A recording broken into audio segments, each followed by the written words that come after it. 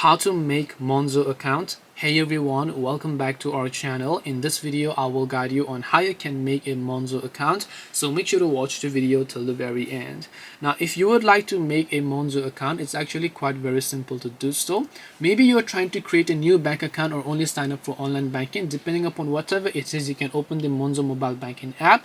Here you'll find an option that says I'm new to Monzo. So you can tap the I'm new to Monzo option, enter the email address, and then tap the next option that you want to use for your Monzo account.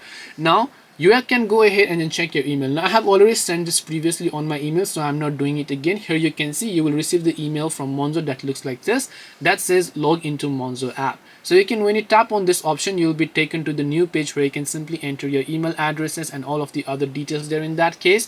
And once you select that option, you will be able to finish signing up for your Monzo account as well. And this way you will be able to make a Monzo account. Hope this video was very helpful. If you have got any more questions, feel free to also leave them down below.